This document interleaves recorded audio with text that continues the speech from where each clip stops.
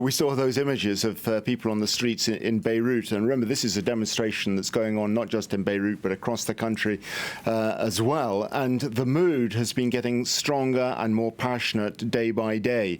And it really is a big question at this point whether there are any reforms that the government can put through which are going to satisfy people. Certainly, not hiking taxes the way it had been suggested they would do last week and earlier will help. Certainly not putting taxes on WhatsApp and other messaging outlets like that will help. But at this point, I think people are demanding very much more than that. And many of the slogans have included some such as revolution or the whole government should resign. At this stage, it doesn't look like the government is prepared to go quite that far. There has been talk that there will be sell-off of public utilities, the efforts will be made to get the budget back under control. 86 billion debt at the moment. That's 150% of GDP. That is really enormous. But how do you do that? And they've been talking about cutting salaries by 50% of ministers and MPs. That's going to look good, but it's not really going to address the key issues that people face of massive unemployment, 37% for the 35s and under, and 25% of people beneath the poverty line. Those are the real issues. People are simply fed up with decades of incompetence.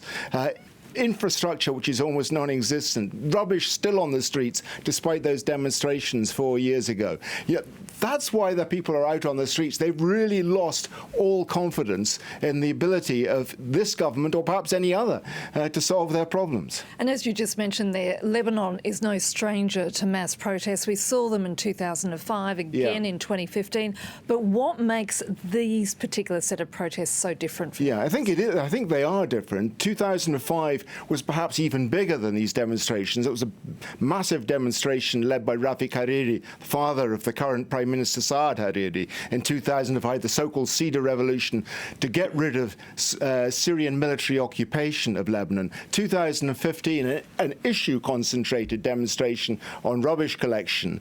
This time is different in one crucial sense, I think, and that is that the geographical spread is enormous, and they go across sectarian lines, so that everybody is participating in this, across class, across region, across sectarian lines. And what's starting to happen is that you're seeing people within the groups, say within the Shia Hezbollah movement, criticizing the leaders, not just of the government, but of Hezbollah as well. And that's happening across the board. And we're also seeing key leaders within the government itself. Samir Jaja, leader of the Lebanese forces, for instance, he has already resigned. 4 ministers have stepped down. Walid Jumblat, another old figure in the Lebanese political scene, saying that the government should resign. These are big changes.